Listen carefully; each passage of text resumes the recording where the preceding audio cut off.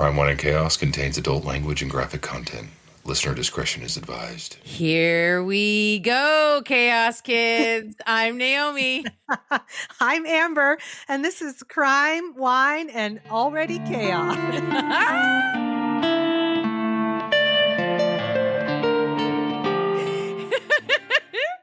Yeah. Hey. Oh my. I love it. Do you? I do, sister. I like it when you start because it's always like a fun surprise. I know I've won if I make you laugh while you're trying to say your intro part. Yeah, thank you for that. That's my goal. You're welcome. You're good at it. I try. Hello. Hello. How are you? What's going on? Oh, thank you for asking. What's going on is there's a lot. There's a lot happening in the next couple of weeks. I'm a little bit overwhelmed, but that's okay. It subsided today. You know, I made myself a very long to-do list. And that made you feel better? Or Yeah, because I checked some things off of it. Because you know, my head was scrambled with all the things. Oh, right. You needed to write it down and make some order and some sense. Yeah, I just chaos in your head. Yeah, because I just wanted to put my head in the sand. So it's better. Sissy. It's better. Yeah. You know, sometimes I put things on my list that I've already done just so I can immediately cross them off and feel good about having accomplished them. Oh, that's a good little trick. I'm going to do that. First thing on my list, make a list. Doing it. Nailed it. I'm so good at this. Oh my God. What about you? What's new? Oh, what is new? There's not a lot new. I'm still dealing with this. I'm still nursing this old lady hip. It's a little bit better today than it was yesterday. I'm hoping that that's like a trend and that one of these days soon I'll just be not hobbling around like an old woman. So that's about all I got. That's your goal, huh? That's my goal, is to just walk like a normal person that isn't debilitated. Yeah. You know, it's the little things. Sure. Things. Yeah. You don't know how much you appreciate your hip joint until it does not like you anymore and just stabs you every time you take a step. Right. I'm sorry, sister. Yeah. We don't have any new Chaos Kids this week, but I do want to give a little shouty. Did we already do a shouty for April though? Oh no. How dare you, sister? Guys suck. You know why? Fucking April of all people. April Joy, you are a joy. We love you. Thank you for joining the club. We are so glad to have you. Okay, first I want to take it back. Much apologies, April. I think in my mind, because April has been so awesome about interacting with the podcast like the whole time. 100%. She's just a permanent fixture, and I forgot she's that she already a part of the club. Yeah, she's already a part of the club. Now it's official. It's official. My apologies, April. Thank you for joining. We appreciate you. I wanted to shout out to our audio engineer who just graduated from the University of Washington audio engineering program. Cousin Jeremy just graduated. Woo! Woo! He is official. He is fucking killing it at the audio engineering gig, and now we can't afford him. Now we need more Chaos Kids so that we can pay our engineer. He was basically an intern before. Now he was like doing an unpaid internship, and now we need to, which is, you know, bullshit in and of itself. And now we have to actually pay the man. Bullshit. I know. I mean, I do periodically make him dinners, but I don't think that's going to fly for much longer. I don't. Yeah, that's not I feel like the grandma from The Wedding Singer. I just put meatballs in his hands as he leaves. You just give him a quarter. There you go, honey. Yeah. Thank you, pumpkin. Oh, man. But big accomplishment for him. That's awesome. Proud. Yeah, we are proud. We are proud. What are you drinking tonight? Thank you for asking. I am drinking a wine called 100 Nails. It's a Pinot Noir. Yeah, I think a few weeks ago it was 9 hats. Now I have 100 nails. I mean, you've got like a whole craft project going on over there. I know. Next week is 3 pants. I don't know. Okay. It's delicious though. Great. Yes. So what's going on? Are you gonna tell me something to give me nightmares, make me cry, make me flip tables? What's the angle today? The angle today is nightmares. Okay, great. I can get into a nightmare. Okay, I have to start with my quick funny because so this town that let's start funny. Okay, you know what? I can appreciate that. Thank you. Yeah, let's start funny before we need a dream catcher to get us through the night. I see you have one. You're all set. Apparently there's a town in New Jersey that's called Colts Neck. I'm sorry, what? Colts Neck. Like an animal, like a horse? Yeah. And Colts, neck as in neck what your head's as in the part of your body. Okay. Colts neck. Okay. Got it. So I was looking for a story and I see a 48 hours episode called The Stabbing in Colts Neck. And I was like, that's really insensitive. I thought it was a dude named Colt that got stabbed in his neck. I was like, God, 48 hours. Way to bury the lead. Just letting you know right up front what you're in for. Yeah. And then I was like, oh, that's the town. Colt is fine. Okay. All right. So it is July 2013 in Colts Neck, New Jersey, which is about 50 miles from New York City. Donna Ongsiako. Okay. We're going with it.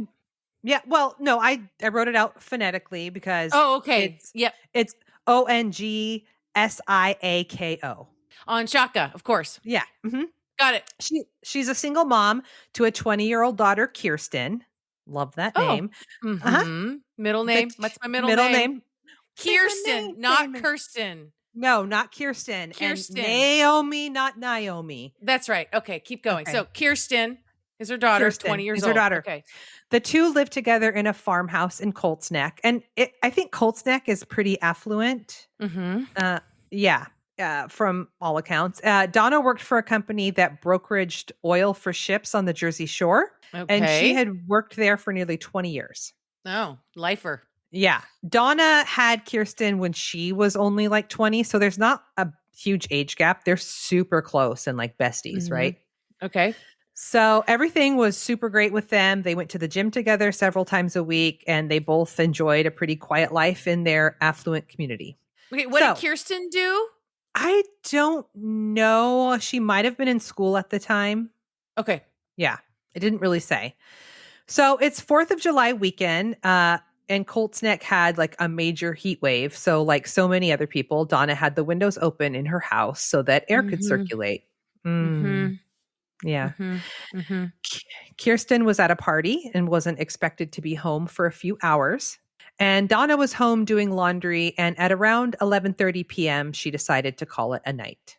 Yeah. Yeah. So she let her cat out to go potty and brushed her teeth and got in bed. And she was just drifting off to sleep when she heard a noise. And she thought that she had forgotten to let her cat back in. So leaving the lights off, she sort of goes downstairs all sleepy in the dark and opens the front door. And when she opens the door, there's a man with a knife. Oh, for God's sake. I already knew what was coming. And I have chills. This is a literal horror story. I mean, this is like home invasion fucking horror movie. Uh-huh. I cannot. Okay, I'm thinking about like, I mean, every single person has experienced the walking through your house in the dark, half asleep, whether it be to go potty or whatever. Like your defenses are so down. Mm-hmm. You're just like, I can imagine her like eyes partially closed to like let the damn cat in. Yeah. And you are not prepared for. No. Oh my God. I was not prepared. Okay. Mm-mm. Okay. So, she quickly tries to slam the door, but he's able to get his knife in between the door and the frame, mm-hmm. preventing her from closing it and also cutting her hand at the same time. Ugh. Yeah. So he pushes his way in, and without saying a word, he just starts stabbing Donna. What? Uh-huh. This is slasher movie shit. This is like the creeper with the mask who just like walks steadily and slowly towards you with a knife in hand, saying nothing and just Yeah. Yes. Like, what the fuck? Yeah, it's the silence. Yes. I mean, oh my God. What is happening? Oh my God. I don't know. Mm-hmm. Whew. So she tries several times to grab the knife, but she's not able to. She eventually gets weak from blood loss and falls to the floor. And she's in the fetal position. And he stabs her a few more times while she is on the ground, and then actually speaks for the first time and asks her for her car keys and a lighter. What? Yeah. Excuse me. She says, Can I have your car keys and a lighter, please? What the fuck? Yeah. All I needed if you had just let me. Wait, what? Oh my God. Okay. So she tells him that she has both of those things in her purse. So he grabs her purse. And as he's leaving, he says, "You're dead, bitch." Then he stabs her through the chest and walks out the door. Okay. The silver lining here is that we know all these things that he said, which means she is not dead. She is not dead. Oh, because actually, you can live through a lot of stabbing, which is crazy but true. Oh my God. Yes, you can. She's a badass, but we'll get there, but it's like there was no sexual assault. Thank God. There was no robbery. It's like car keys and a lighter. What the fuck? Fucking weird. So fucking weird. Yeah. So Donna has no landline and her cell phone is upstairs in her bedroom charging on her nightstand because she was just letting the cat in. Okay. And she doesn't have neighbors close enough to hear her scream. So she has to get up and get up the stairs. Oh my God. She manages to make it. She says that she has no idea how. She doesn't even remember crawling up the stairs. Yeah. When she gets into her bedroom, the lights are still off. And when she looks out the window, she can see that her attacker is still out there sitting in her car. Oh. So she's afraid that as soon as she pulls her phone off the charger, it's going to light up and he's going to see it and come back in. Well, So I know. It's so creepy. So she waits. No, get a pillow. Put a pillow on the phone. She does that eventually because he's not leaving and she's fading out. Yes. So oh my God. Oh, so she calls 911 after she's able to shield the light from her phone, and she is able to tell the dispatcher exactly what happened. She's able to give a description of what her attacker looks like. She said that he looked to be about 17 years old, skinny, with blonde hair. I know. I took a cue out of your book, The Scary Teenagers. She tells the dispatcher that she is losing consciousness, and then it just goes silent. So police and EMTs arrive within 8 minutes of her call, but the attacker is already gone. I know. Now he's gone. He sits in her car this whole time. Now he's gone. Okay. I can't. Oh my God. Him just sitting there. Fucking piece of shit. Yeah. So she's taken straight to Jersey Shore Hospital and right into surgery. And then Kirsten gets home a few hours later to see that her house is a fucking crime scene. All taped off with police cars. I can't even imagine. No. Yeah. An officer informs her of what has happened and they get her to the hospital. And meanwhile, there's a full-on manhunt. I almost said person hunt. Person hunt. I mean, sure, I know. person hunt. Yes. Okay, is it that they're hunting a man or is it that men are hunting? Because it is a man that they're hunting. It is a manhunt. Right? I think it's that. Yeah. Okay, great. Then it's a manhunt. And while they're doing this, officers learn that another 911 call had come in shortly before Donna's attack. And it was a woman who called and said that there was a young man that she thought might be hitchhiking. And he was walking just over the fog line on a busy road and sometimes stepping into the road. She said that he looked to be about 18 and she was afraid that he was going to get hit. So officers had responded to that area, but he was already gone. And it was 15 minutes later that Donna's call came in. Wow. So, okay. About 20 minutes after Donna's attack, another 911 call comes in from an employee at a nearby Taco Bell.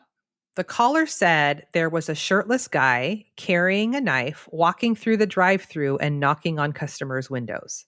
Oh, no. No. This guy.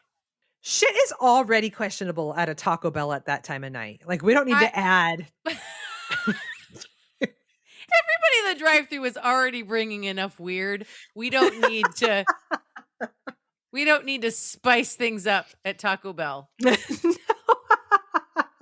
So No. true. It's so true, sis. Okay, this is a quick side. When I was still working for the courts in an effort to save money, our new judge decided to hire some security company instead of having officers as our bailiffs. Oh. Okay, I feel so like there was. you mentioned this once before. Oh, did I tell you Not about on the the Jack in the pod. Box guy? Not on the pod, but I don't think so. Oh my God. So there was this one guy, Dylan called him the guy that looked like he lived in his mom's basement, because he did. And he was our bailiff sometimes. And he was telling me that he also worked at Jack in the Box. And I was like, oh, like, what do you do? Like cook or whatever? And he's like, no, I'm security. I'm like, what the fuck is happening at Jack in the Box? Like what? In Edmonds? No, like in Seattle. Still. They have security. At the Jack in the Box? Yes. Why though? Is this guy carrying a sidearm while he's at No. Jack in the Box? Okay. I don't know.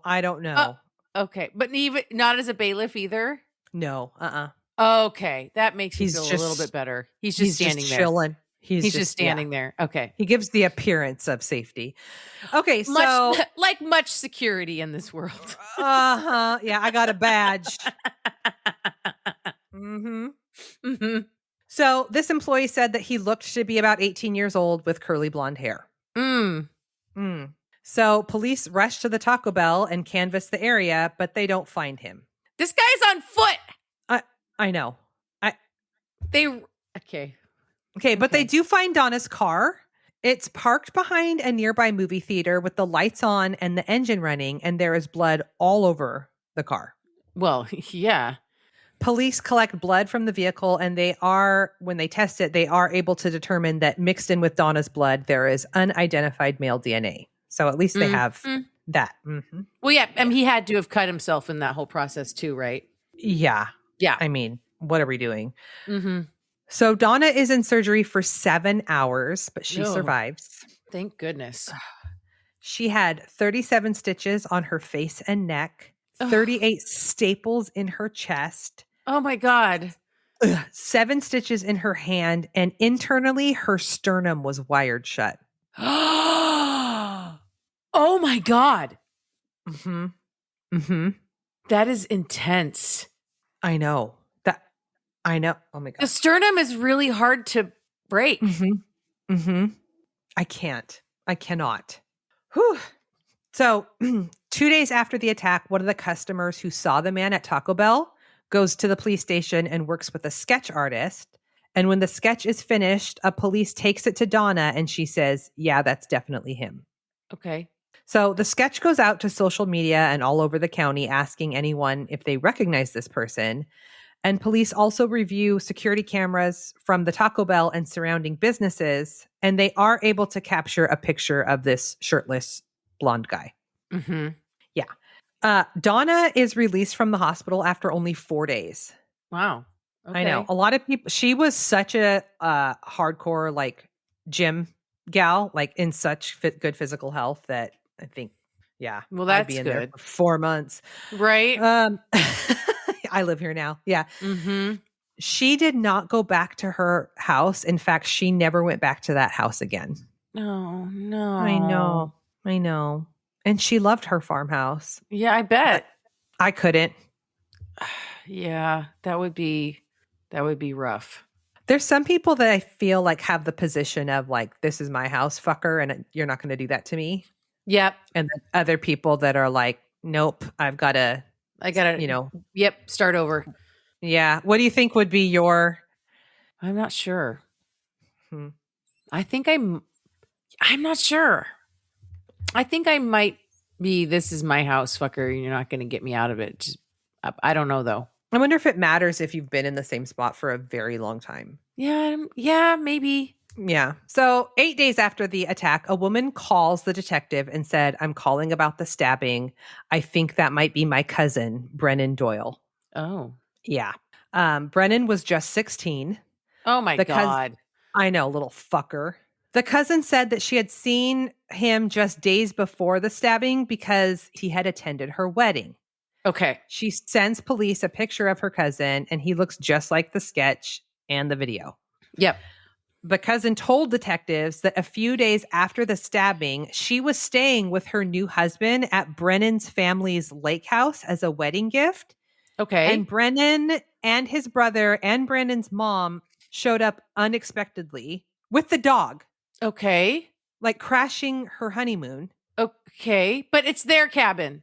It's their cabin that they gifted to her as a wedding gift. But when they showed up a few days after the stabbing, all of Brennan's hair was cut. Oh, was it now? Uh-huh. Yeah. His curly blonde locks. Yes. Mm-hmm. Mm-hmm. Mm-hmm.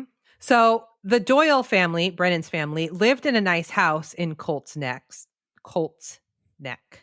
Mm-hmm. Brennan was an athlete. He had never been arrested, but police had been to the Doyle's home for family conflicts. Mm-hmm. Is that the like Doyle's, quote unquote family conflicts? Like, what does that mean? I don't know. I think that my opinion is that he's a spoiled little shit. Probably some tantrum rage, teenage boy rage moments or something. Mm-hmm. Yeah. Yeah. Yeah. So their house is within walking distance of Donna's house. Oh, no. And their house is also on the same road that first caller called and reported what she believed was a hitchhiker. Yep. Yeah. So the Doyles are back in town in late July, and detectives stop by their house. They say they're just canvassing the neighborhood and asks if both boys could come to the police station and review these sketches. Okay.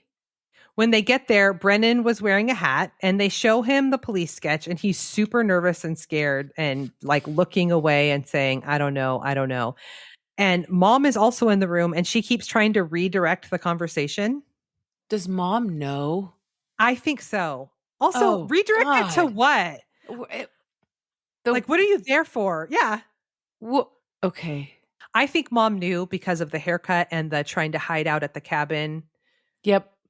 And not return until, end of July. Yeah, all the things. Yeah. Yep. So he does resemble the video and the sketch, and his behavior is fucking sketch. See what I did there? But they don't have enough. You're really proud of yourself, too.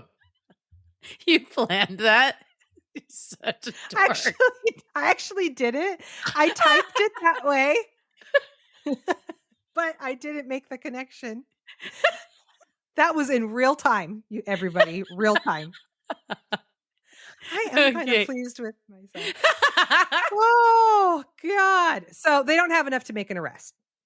Meanwhile, Donna is really struggling. She lost her home, her car, because it was taken into evidence. And she started showing symptoms of like chronic PTSD. She doesn't sleep. She doesn't eat. And she starts to feel like she's going crazy. Yeah. I feel so bad. So because they haven't caught the guy. I mean, that's not helping, right? Like her fear, her anxiety. Yeah. I'm wondering, they don't mention this, but I guess I don't know. He lived up the street, but she didn't know him or recognize him, or I mean, she said, they said that she said that her neighbors weren't close enough to like hear her screaming. When you live in like kind of more rural spaces like that, if your neighbors are like kind of a little bit away from you, it's possible to not know them. That's true. That's very true. Yeah. So the investigation lasts through the summer.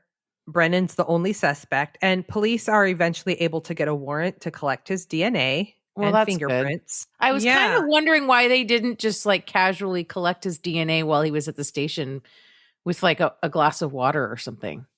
I don't know. You know, some states have weird laws about that. Like, well, I mean, all states, you have to have a search warrant, or they have to give it up willingly, but you can't, in some areas, you can't, trick just them. take like it. that. Okay. Mm-hmm. All right. Yeah. Unless he is in public and he disposes of something. And then it's for anybody to take. So, obviously his DNA matches the unknown DNA in Donna's car. Yep. In early October, an air conditioning unit that was on the roof of one of the businesses close to the Taco Bell was being serviced, and the repair people found a knife. Oh. Uh-huh. And after searching the Doyle residence, they learned that it was a knife that came out of their knife block and matched the same set that they had. So he just like flung it up there. Okay.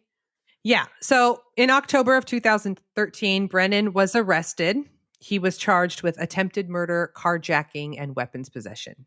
So he enters a plea of not guilty. Mm-hmm. And the prosecution files a motion to try Brennan as an adult. And the judge rules in the prosecutor's favor. So he's being tried as an adult. Okay. What are your thoughts on that? Well, I don't know. The whole system's fucked. So it's like, I know. Okay. So here's what happened according to Brennan. He said that on that night, he was on mushrooms and losing touch with reality. What? He said he got in a fight with his dad, and his dad kicked him out.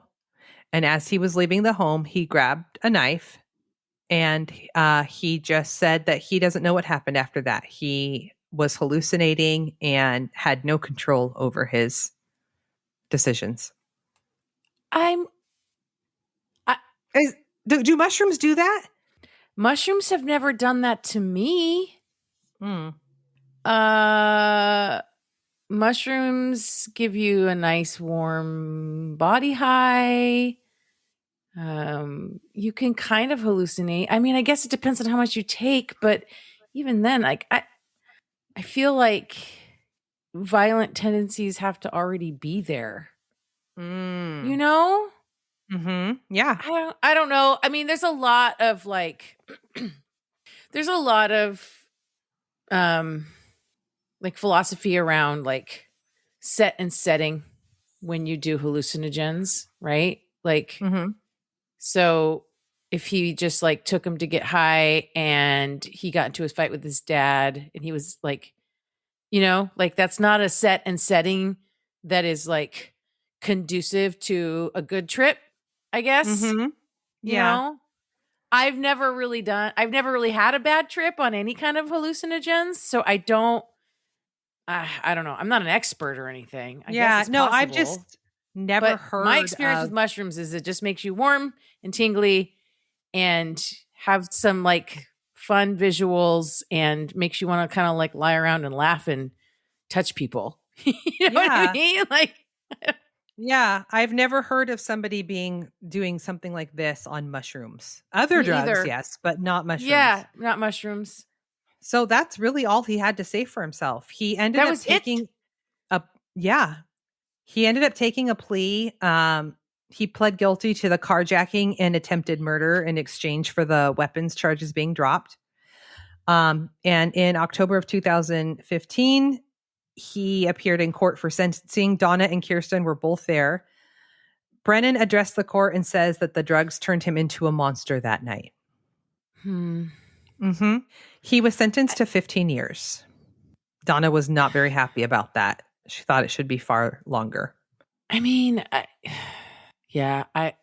had a friend in high school who was like super smart guy, really good looking. I kind of had a crush on him at one point. We almost went to like a dance together, but then he had like a DECA trip or DECA, whatever it's called. Oh, DECA. yeah. Mm-hmm. And so it was like the same week as the dance, so we couldn't go. And anyway, he was like a year ahead of me in school. And so like my senior year, he went off to college. And while he was there, I can't remember if he did acid or if he did mushrooms, but he basically like had to drop out of school and move home and was like never the same ever again, which is really weird because like he was one of the friends that kind of ran in the broader circle of kids that I hung with that like we all did drugs together. And I know that wasn't the first time he'd done any kind of drugs or the first time he'd done any kind of hallucinogens, but for whatever reason, that particular time, it like flipped a switch in him and he was just like gone. Really? Yeah. That's I don't awful. know. Like, I don't know what happened to him because I haven't like talked to him or heard from him in a like, since like shortly after high school or whatever. I think I went one time with another friend of mine to go visit him and it was like really jarring. Really? I think he was highly medicated too. So like he was pretty out of it, just like super like low, like medicated low, or just like, and not there anymore. But so like hallucinogens are not a joke, right? Like with the wrong, like I said, set and setting, depending on what your like body chemistry is, what your personal like mental state is or mental health, levels are, like hallucinogens can like really fuck a person up. But I don't know. I don't know. I don't know. That whole story is just fucking awful. Yeah. Terrifying. Yeah. Yeah. Because on the flip side of that, if he's telling the truth, how awful to realize what you have done after you have come to. You know what I mean? Right. There's just no good version of this story. Like it's just, yeah, it's horror either way. Wow. Thanks for that. You're welcome. I'm moving my camera because it's getting weird. Oh, well, I mean, it's, it's chaos. That's what we do. Speaking of, how about I tell you a chaos story? Okay, great. This also takes place in 2013. Whoa, good year. So we're going to go to February 3rd of 2013. Okay. A little earlier in the year. Monica Kwan, who's 28, and Keith Lawrence, who is 27, were discovered dead in their white Kia in the parking garage of their new apartment building. They had just moved into what some called their dream home in Irvine, California. I actually think it was like a really nice condo complex that they had maybe purchased a condo. The prior year, in 2012, the FBI had named Irvine the safest city in America for the 8th straight year. Holy shit. Wow. Monica and Keith were engaged to be married, having met at Concordia University as undergraduate students. They both played basketball for the university. Monica was still in college, working towards her master's, as well as continuing her love of college basketball by working as an assistant coach for the women's basketball team at Cal State Fullerton. Wow. Monica's father was Randall Kwan, the first Chinese American captain of the Los Angeles Police Department. Keith graduated with a business degree and had also been through the Ventura County Sheriff's Academy, and he was also working as an armed public safety officer at USC. Okay. The police found them slumped in their car, both shot in the head and chest multiple times, Keith in the driver's seat, Monica in the passenger seat. Oh my God. There was no evidence of robbery, and it was not a murder-suicide. The police were at a loss to find any kind of motive for the murder. Yeah. The next day, February 4th, Christopher Dorner posted an 11,000-word post on his Facebook page taking responsibility for the murder of Monica and Keith, along with the reason why, a post that would become known as his manifesto. Oh, no. God. Great. Okay. And in fact, 2 days prior to the murders, Anderson Cooper had received a package from Dorner at his CNN studio containing a DVD with this same information. Oh. So on the 5th, Dorner checked into Naval Base Point Loma in San Diego, but he did not follow checkout procedures when he left. It wouldn't be until the 6th, so 3 days after the bodies were found, that and 2 days after his Facebook post, that the police would specifically name him as the prime suspect in the murders of Monica and Keith. Okay. So who the fuck is Christopher Dorner, and why the fuck did he murder 2 people and tell everyone on Facebook about it in a manifesto? Yeah. Christopher Jordan Dorner was born June 4th, 1979, and grew up in Southern California. Dorner claims that from 1st to 7th grade, he was the only black kid in his school, and he got in a lot of scuffles that were all based in racism. As a teenager, he decided he would become a police officer, and he joined a youth program offered by the police department in La Palma. And his family was described as well-liked. Okay. He attended Cypress High School in Cypress, California, which is in Orange County, just west of Anaheim. He graduated in 97 and went to Southern Utah University, graduating in 2001 with a major in political science and a minor in psychology. He played football for a couple of years while he was there as a running back. A year after graduating college, Dorner enlisted in the U.S. Navy Reserves and started undergraduate pilot training at Vance Air Force Base in Enid, Oklahoma. During that time, he and a classmate found a bag of cash, about $8,000, that belonged to the Enid Korean Church of Grace. They just found a bag of cash. They just found a bag of cash. Wow. So they took the bag to the police, and Dorner said he returned the money because, quote, the military stresses integrity. There was a couple $1,000s, and if people are willing to give that to a church, it must be pretty important to them. Wow. So total stand-up guy, sounds like. Yep. He also said his mother taught him honor and integrity. Okay. In 2005, Dorner entered the police academy, graduating in 2006 to go work for the Los Angeles Police Department. So he started out as a probationary officer, but not long after the official start of his career as a member of law enforcement, he was deployed by the Navy Reserve to Bahrain. He returned from his tour in July of 2007 and was assigned a training officer, Teresa Evans, to complete his probationary training. And he told her that first day that as soon as he was done with this training period, he was suing the LAPD because of how he was treated when he filed complaints against his classmates, presumably at the academy. Oh, okay. But what he did instead was file a complaint against Teresa, his training officer. What?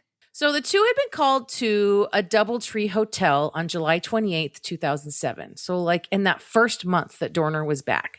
And the call was for a disturbance caused by Christopher Gettler, who had schizophrenia and severe dementia. Okay. According to the report that Dorner filed, Teresa had used excessive force and accused her of kicking Gettler twice in the chest and once in the face while he was cuffed and on the ground. Whoa. Coincidentally, Dorner filed this complaint the day after he found out that Teresa's evaluation of his performance was that he needed improvement. Okay. So now the whole thing turns into an internal investigation process, a process that took 7 months, during which time Teresa was assigned to desk duties and she was not allowed to earn money outside of her job at the LAPD. This internal review was conducted by a board of 3 people, 2 LAPD captains and a criminal defense attorney. Sorry, really quick question. Was the guy at the DoubleTree arrested? Yes. Was there any record that he had physical injuries? That he had been kicked? He did get some treatment when he got to the station. He did have some damage to his face. Okay. So at the hearing, Dorner was represented by former LAPD captain Randall Kwan, Monica's dad. Yep. There was testimony from a couple of the hotel employees that they had not seen Teresa kick Gettler. Okay. Gettler's father testified that his son had told him he'd been kicked, but Gettler himself was an unreliable contributor to the proceedings as he was mostly incoherent and non-responsive. Although in a deposition earlier, he had claimed that he had been kicked. Yeah. But he's not mentally well. Right. The conclusion of the board was that the kicking incident had not happened and that Dorner was a liar, pants on fire. Not a good look, Dorner. And so in 2008, Dorner was fired for being a liar. Randall Kwan said that Dorner was treated unfairly and being made into a scapegoat.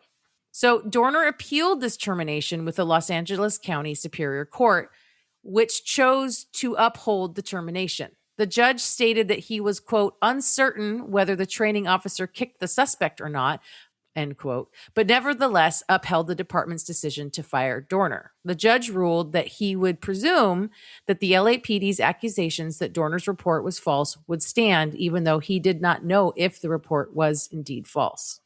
Okay. I mean, also, who wants to go back to a job where that's got to be an awkward first day back. Right? Hey, guys. Mm-hmm. Dorner further appealed at the California Court of Appeal, who of course upheld the lower court's ruling, mostly because once you get to that point, it is on the person appealing to prove the point. Yes. Otherwise, the ruling stands, right? Mm-hmm. Yeah. This was October 3rd, 2011. So he sat on this stewing for almost a year and a half. And then he writes his manifesto. Oh, God. I tried to read it. Look, there'll be a link in my show notes to a page that literally has it posted like verbatim, exactly the way he wrote it. Oh my God, there are so many acronyms, lots of military talk, lots of like military acronyms and like references to, you know, like guerrilla warfare groups and you know what I mean? Like, no. So he's not well. He said that nothing had changed in the LAPD since the Rampart scandal and Rodney King. He detailed his side of events, right? Claiming he did not lie and he was targeted because he was Black by his classmates and his fellow officers. He listed 40 law enforcement personnel he was prepared to kill. Oh, shit. Okay. And then he went on a rant about how he had no fear of dying and expected to die carrying out his plan, which he claimed gave him the upper hand over the LAPD because he had nothing to lose and was prepared to die. Oh. That's when he went into this whole spiel about why guerrilla warfare works, because they go in like prepared to die. And that's the advantage that they have over like regular troops. And then he spent a lot of his manifesto real estate on these shout outs. What? And jeers at like specific people and groups of people, like famous people. What? And he's like all over the map. Like, okay, he tells women in the military to keep going and be strong and that they belong there. But then he tells gay people not to boycott Chick-fil-A because they have a right to their bigoted opinion and they make good chicken. Oh. And then he says Hillary will be an amazing president, but so would Chris Christie. What? Yeah. Then he shouts out Bill Cosby for speaking the truth about Black people. Oh, no. And then he lists out like all his favorite comedians and talks about how awesome they are and why. And there's just it just goes on and on and on. There's like all these different groups and specific people named. And then there's one line that just says, Charlie Sheen, you're effing awesome. Oh, he's not well. No, he's just all over the place. So anyway, now there's this highly trained military dude on the run with a public hit list. Oh, no. No. And the manhunt was on. Yes. For real. For real. So the LAPD was basically out of their goddamn mind with rage and revenge and retaliation, right? Sure. So they sent out a ton of protection detail for everyone named in the manifesto, first and foremost. And then they started a search. And this search ultimately spanned Southern California, Nevada, and Mexico. Shit. And it got fucking nuts. As the days ticked by and Dorner was not found, officers in the LAPD were losing their ability to think critically. There were a couple of incidents of officers treating people suspiciously, thinking they or their vehicles matched Dorner and his vehicle's description, and these officers were fired upon by these people. What? Yeah, so there was like, okay. Then there was, there was chaos. Yep. There was Emma Hernandez, 71, and her daughter, Margie Carranza, 47, in the early morning hours of February 7th.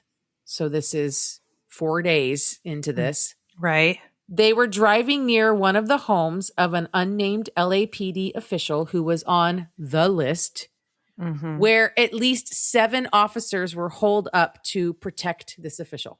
Okay. These officers decided that the women's light blue Toyota Tacoma matched the description of Dorner's Nissan Titan, and the women were operating the vehicle without the headlights on at 5:30 in the morning. So these officers just opened fire on this truck. What? Oh, no. The 2 women were injured but survived. An internal investigation by the LAPD into this incident refused to acknowledge how many shots were fired, how many officers were actually involved, or if any verbal warnings were given to the women. According to the women, there were no verbal warnings given, and they were delivering newspapers like they did every morning, and their lights were off so as not to disturb the residents who were all mostly still sleeping so early in the morning. Like they did every day. Wow. That's inexcusable. According to their attorney, Amber, there were 102 bullet holes found in the truck. Holy shit. Mm-hmm. I'm surprised that they survived. I know, right? Yeah. Holy shit. That's unacceptable. Mm-hmm. And just 25 minutes after this shit show fucking Keystone Cops bullshit, Torrance Police Department officers struck and opened fire on another vehicle, claiming that it and the driver matched Dorner and his vehicle's description. The officers slammed into the pickup and opened fire on the driver. The driver, David Perdue, was not hit by any of the bullets, although was injured in the crash. But his truck was a black Honda Ridgeline, and David was a white guy. Jesus Christ. He and his truck looked nothing like Dorner or Dorner's truck. This poor dude was just on his way to the beach to go surfing. No shit. Oh my God. Oh, wow. Wow. Side note, I remember when this shit was going down in real time. I don't remember this. Yeah, this is a crazy story I've wanted to go and like dive into for a while because I remember when this shit went down. Holy shit. Emma and Margie would later settle a lawsuit with the LAPD in 2014 for $4.2 million. Good. David Perdue would also settle that same year with the Torrance Police Department for $1.8 million. Good. Meanwhile, manhunt. Mm-hmm. 2 officers on their way to a protection detail of one of the named officers in Dorner's manifesto were flagged down by a dude claiming he had just seen someone matching Dorner's description at a gas station in Corona. The officers headed over to investigate and started following a pickup truck when the driver stopped, jumped out, and fired a rifle at the cops. Oh. He grazed the head of one of the officers. 20 minutes later, in Riverside, 2 officers were ambushed and shot while stopped in their patrol car at a red light. One of the officers, Michael Crane, died shortly after the shooting, and the other was rushed to the hospital in critical condition, but he did survive. God, this has turned into the fucking Wild West in LA. Mm-hmm. Mm-hmm. Wow. Yep. That same morning, around 3 a.m., a man matching Dorner's description tried to steal a boat in San Diego, telling the boat's captain he was taking it to Mexico. I guess he was unable to successfully steal this boat. A few hours after that, Dorner's Nissan Titan was found burned to shit on a remote fire trail near Big Bear Lake, which is about 80 miles from LA. Wow. Now the search swarmed into this and the surrounding area with an estimated 125 officers going door to door while the Bear Valley School District went into lockdown. Mm-hmm. 2 days after the police opened fire on innocent people because they were running around with their weapons hot, shooting at anything that moved, and had started its intensive search near the burned out remains of Dorner's vehicle on February 9th, LAPD announced it was reopening its investigation into Dorner's firing by the department in an attempt to calm the public about and reassure them that they were doing everything in their power to bring the murderer in. Mm-hmm. What the fuck? It was also on this day that Charlie. What'd Charlie Sheen do? Uh-oh. He put out a video on TMZ's website urging Dorner to contact him so they can, quote, figure out together how to end this thing. Oh, God. Okay, Charlie. Oh, my God. Winning. Okay. Winning. On the 10th, A $1 million reward went up for information leading to Dorner's capture. His actions are now being labeled domestic terrorism. Wow. At this point, it's widely believed that Dorner is somewhere in the San Bernardino Mountains, and helicopters are searching with thermal and infrared tech being used. Police are certain this guy is going to try to hump it to the border and disappear in Mexico. Yeah. Later that same day, a Lowe's store in Northridge was evacuated based on reports of a possible sighting of Dorner. On the 11th, Riverside District Attorney filed formal charges against Dorner for the murder of a police officer and the attempted murder of 3 other officers. I guess they determined those 2 shootings were actually Dorner. Oh, okay. Wow. Fuck. On the 12th, police get a tip that Dorner is in a hotel in Tijuana, Mexico, and they raid that hotel. Mm-hmm. Authorities also discovered surveillance footage of Dorner purchasing scuba diving gear at a sporting goods store in Torrance. He was not in that hotel in Tijuana. It's just madness with this guy on the loose and police just running around responding to all these tips that he's here or he's there. I just have this picture of them running around with like wildly waving their guns in the air, just shooting at everyone. Now he's scuba diving. Let's go. They're like gearing up. They're getting their flippers on. Yes. Mm-hmm. What the fuck? You guys get your shit together. A message posted to the Twitter account of the San Bernardino County District Attorney's Office said, quote, "The sheriff has asked all members of the press to stop tweeting immediately. It is hindering officer safety. # Dorner." Stop it. Oh my God. Why have I never heard of this? I don't know. The message was removed within a few hours. # Dorner.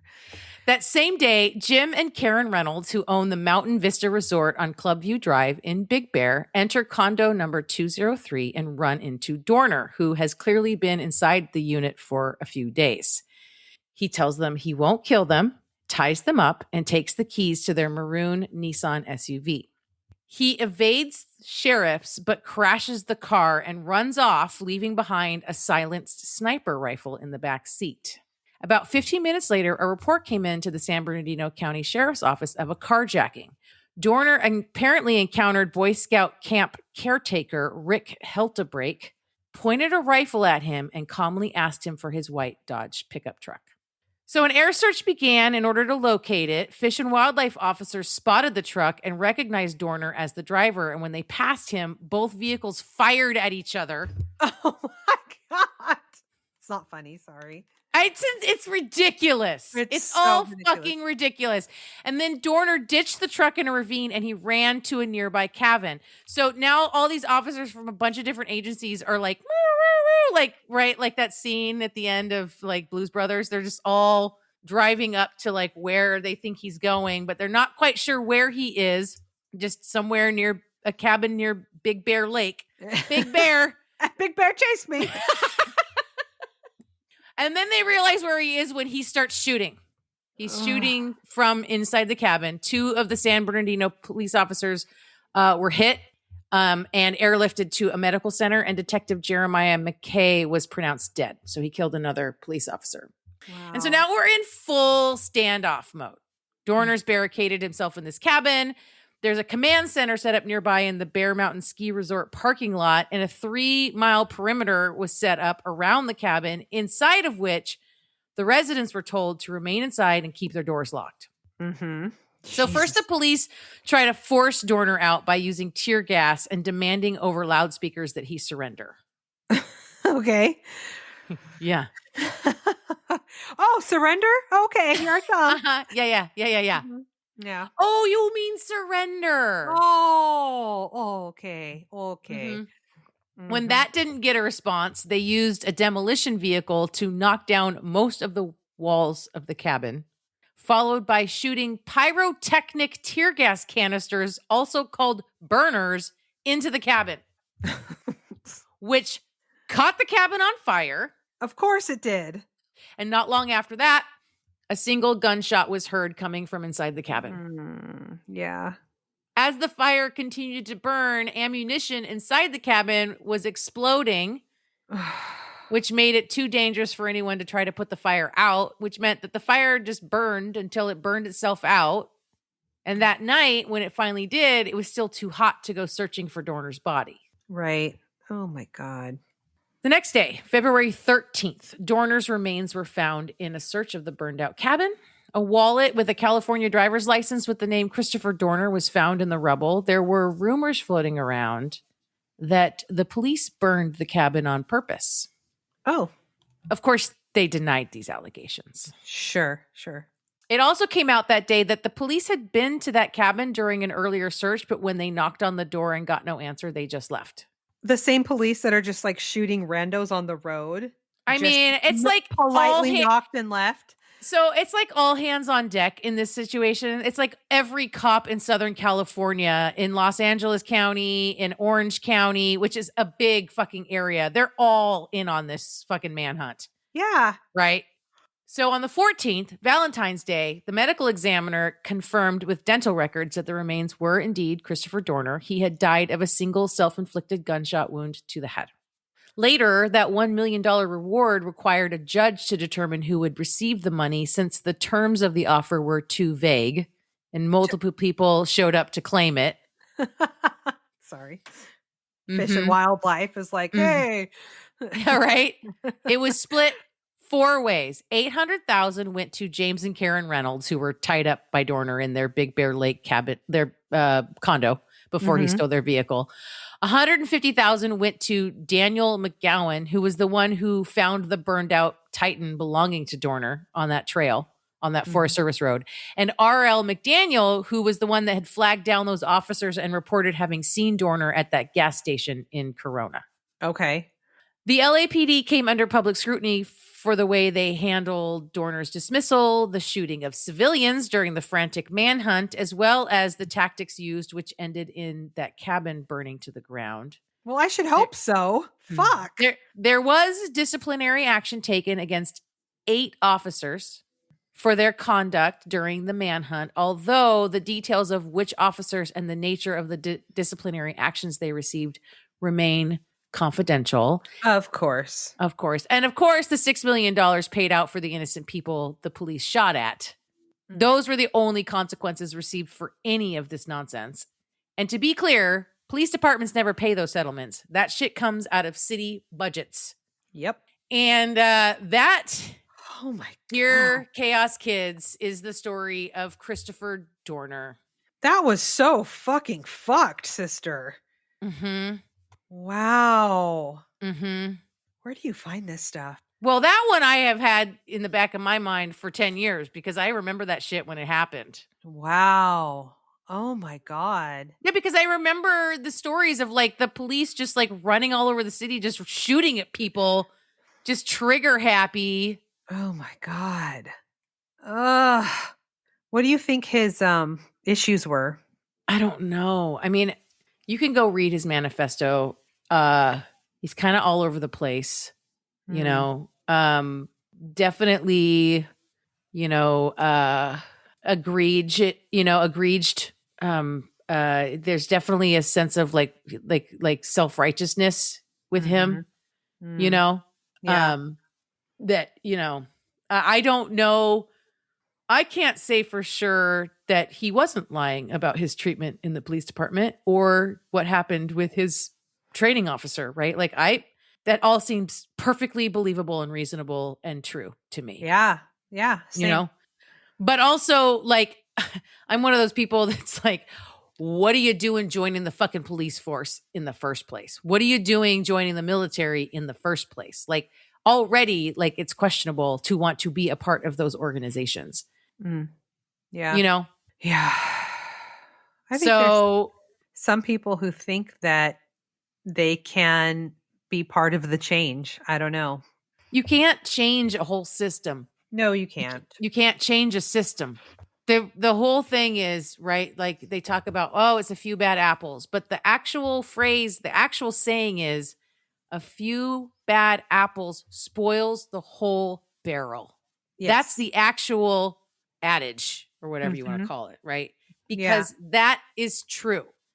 So if you have a few bad apples, the whole barrel goes bad. The whole fucking system is fucked. Yeah. There's no fixing that. You don't fix spoiled apples. You become a spoiled apple. God, that's depressing.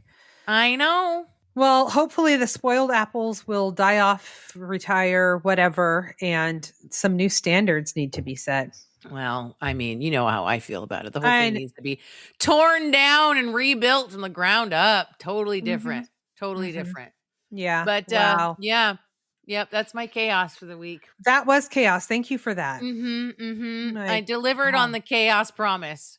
You always do, sister. Well, fuck. Do you have anything for the good of the order or what? I mean, not really, except that, you know what I haven't said in a while is like, you guys, seriously, if you love us, it's so easy to support us, even if you can't afford to be a Chaos Kid Club member. Like, go rate us on your app. If you have an Apple phone or an iPad or an Apple product, go into the Apple Podcast app and write us a nice little review and give us a 5-star rating. And that will not only will that make our day, but that will help other people find us too. Yes, please. So that's my begging for support for the day. We're on all the things. We have the Facebook and the Insta and the Twitter, and you can follow me personally on Twitter at Misnomers. You can send us hate mail or love letters, whichever. Amber does Amber takes the love letters. I will take the hate mail. Yeah. Crime, wine, and chaos at gmail.com. That's right. You can check out my band at tinfoiltophat.com. And that's right. Fuck. That was fucking chaotic. Fucking chaotic. Bye. Love you. Bye. Love you. Bye.